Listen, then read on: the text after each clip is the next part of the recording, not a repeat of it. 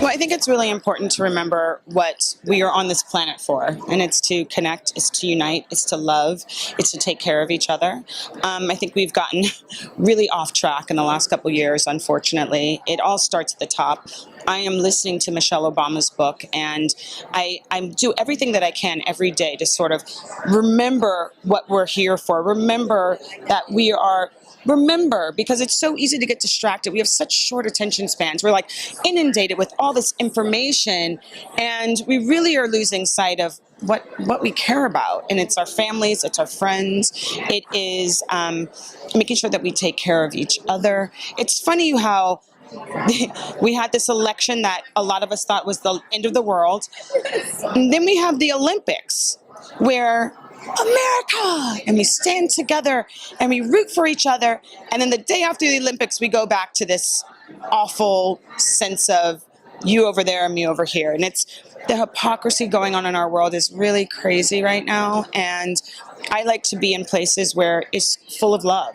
That's all we can do is focus on that. So I only follow people on Instagram that speak that narrative. I only go to places where there are people who are connecting and uniting, because other than that, then we all become servants to that hatred, right? And I'm not doing that. What are you hoping today, after this luncheon and all the beautiful things that will happen today? What are you hoping that will touch people's heart? What do you want them to come away with when they leave the room today? Oh, that they can do something so simple that can help a community. And I think what's really powerful, I was telling the girls over here, is that I remember going to the Martin Luther King Jr. Community Hospital before it got shut down, because I was dating a guy who was doing his residency there. And it was a very different environment. It felt very like, okay, this is an old building and nobody cares, but we're still trying to save lives. And now to have the care represented in the building, in the facility itself, really just pumps up all the doctors inside. It really pumps up the fact that somebody cares about you. You can feel the energy. You're like, oh, this is a brand new spanking building. They really want to see me get out of here alive. There's a sense of that. There's a sense of like healing in that space. And what I think they're doing really brilliantly is they're continuing to hold this event 6 years running in this gorgeous facility, and they are getting people to donate money to make this place state of the art. And I think for a community that doesn't necessarily trust hospitals and police departments, it calms the nerves a little bit. It's like, I don't know what's going on. I don't know if I can pay for health care, but if something happens, I'm gonna be good. And I think that's what this is all about. Well, I think today they found the perfect mistress of ceremonies to do this, because you are so passionate about this, which is wonderful. But before you leave the carpet, you've got to show the audience finding you, follow you, and staying in touch. Oh yeah. Important things too. Yeah, I guess that's important. You can always follow me at Tanika Ray, TANIKARAY, and I'm not that creative. I'm that on literally every platform. I'm not like ho ho hey girl, like. It's just Tanika Ray on Twitter, Facebook, but really only Instagram me, because I don't have time in my life for all those platforms. Do you? Just Instagram and maybe a Twitter here and there. Chris, you are always supporting this event, and it's wonderful you do that. So what is the most important thing that drives you to continue this passion and this mission you have? I mean, I think right now in this world, we all need to be finding the things that we care about and putting our energy into them in a very real way. I'm very lucky to get to make a TV show that makes a difference in this world, Doc McStuffins. But what this hospital does and the work here does is allow me to take things from a cartoon world into the real world. And I feel so strongly that healthcare is a fundamental right for everyone, and here in our own city we've had inequity, and this organization is creating an incredible space for people to find healthcare where it has not always been the best. Well, I know what your show is about, so for people who are watching this and may not know, please share with them your show.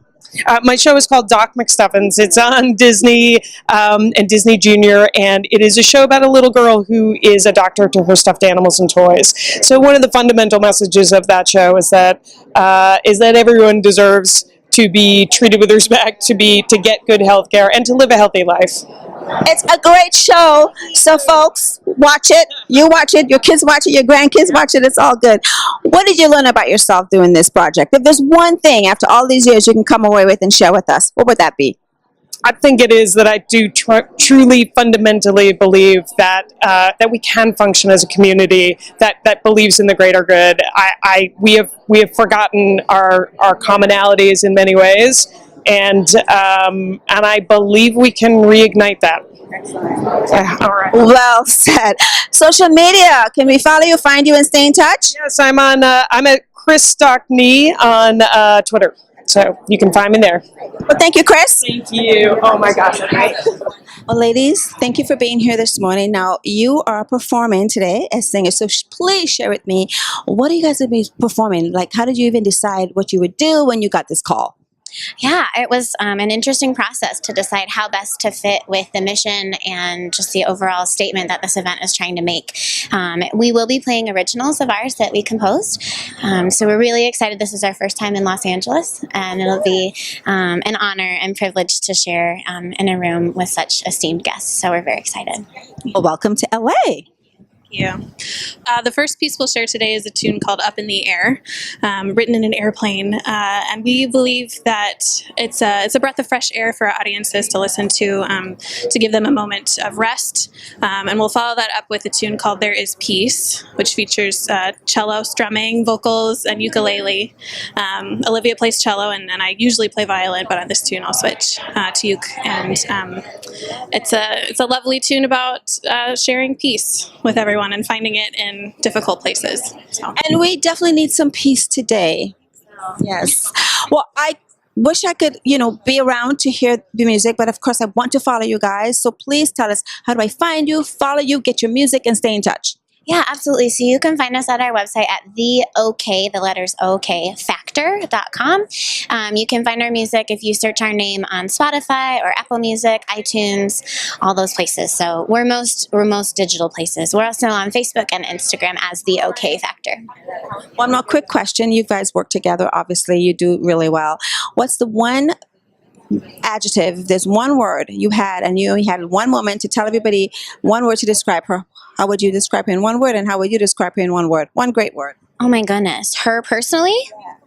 Oh geez. I think I would describe Carla as oh, this is so hard. You're so wonderful.